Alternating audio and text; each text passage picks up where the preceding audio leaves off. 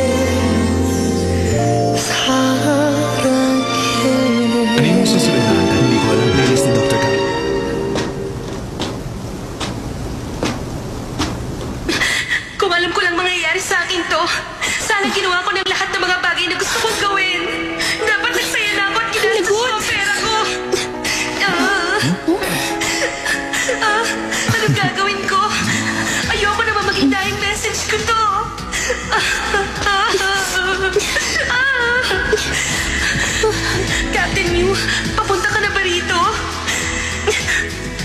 Sa palagay ko, hindi ka naaabot at baka wala na ako sa oras na dumating ka. Kung ganun, ibig sabihin ikaw ang unang makakakita ng bangkay ko pagdating mo rito. Kung alam ko lang na mangyayari to, dapat sinabi ko na pala sa'yo kung ano talagang nararamdaman ko. Ang swerte ko dahil nahalikan ako ng isang katulad mo. Sobrang bilis ng tibok ng puso ko noon. Ayoko bang mamatay.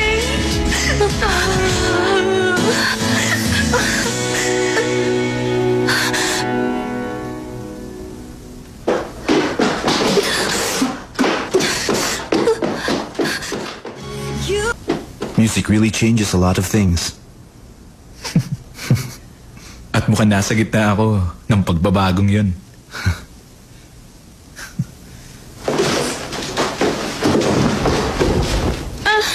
Ay, nakakahiya yun.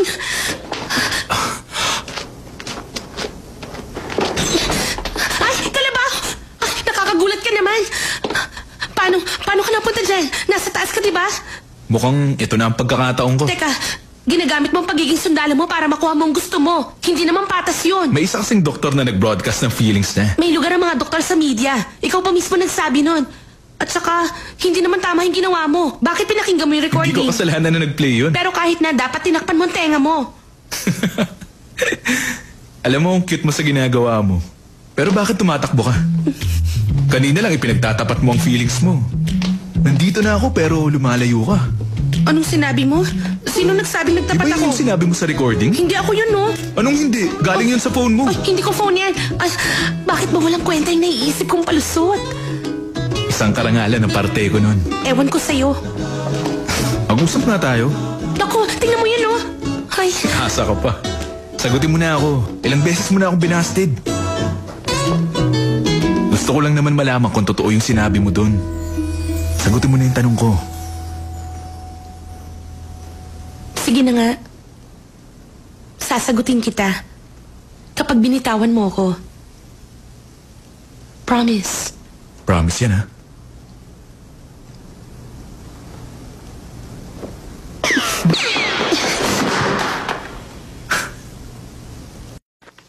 Mukhang bumalik na sa normal ang lahat dito. At mukhang may nagkakadevelopan pa. May mga taong nagtatapat ng feelings nila, tapos may nagkikiss. Kahit na marami silang ginagawa sa mga trabaho nila, hindi ka man lang ba naiinggit sa kanila? Dapat nagkikiss din tayo. Uutuin mo pa ako, ha?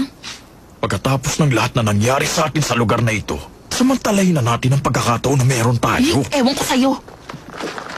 Yung sikreto ko. Natatandaan mo pa yon, di ba? Yung secret folder, dun sa laptop. Murahin mo na nga yun. Bakit ba napakahalaga nun sa'yo? Ano bang sikreto ang laman ng folder na yon? Ulit-ulit mo nang sinasabi yan. Ano bang masama kung titingnan niya? Sabi sa inyo, tama ang hinala ko eh. Teka, Ang ibig bang sabihin nun, tatawagin na natin siyang hipag? Ano bang pinagsasabi mo dyan? Hindi pa naman kasal si Captain sa kanya. Kaya hindi tama na tawagin mo siyang ganun. Sa totoo lang, ayoko kay Dr. Kang. Bakit ayaw mo sa kanya? Magaling siyang doktor at maganda pa. Ano pang hahanapin mo? Yun na nga ayaw ko kay Dr. Kang. Bakit makikipag-date ang isang successful na doktor sa isang sundalo, ha? Volunteer lang siya rito. Baka naman nabuboard lang siya. Paano na kung bumalik na siya sa Korea? Sa palagay niyo, anong gagawin niya? Pipilitin niya si Captain na magpa-assign sa Korea? O mag-resign na lang? Mga bata pa kasi kayo kaya hindi niyo ako naiintindihan eh. Sandali nga lang, may alam ka ba sa asawa ni Sergeant Choi? Para siyang si Dr. Kang. May business kasi ang asawa niya at maganda rin siya. Ano bang problema niya? Teka nga, parang wala namang problema sa ganung asawa. Ay! Sergeant Choi, bumalik ka! Sandali lang!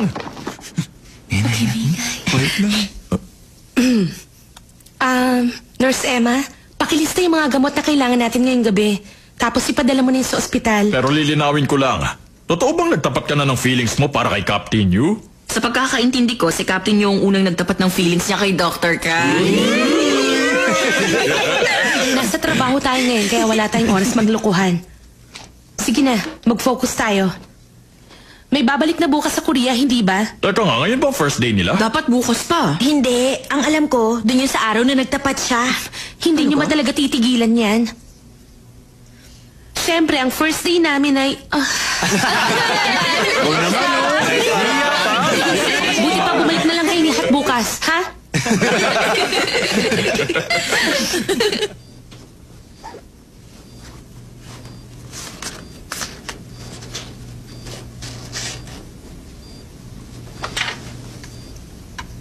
Para sa bibi mo.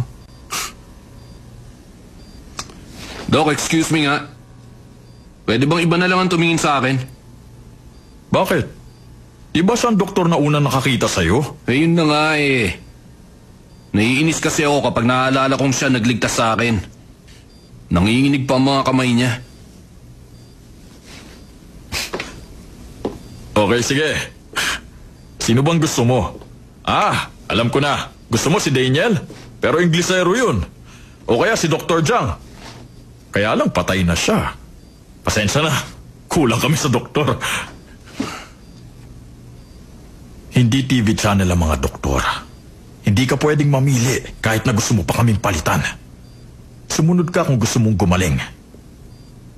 Sige na, ikaw na bahala. 120/80. Pasensya na. Normal lang, BP.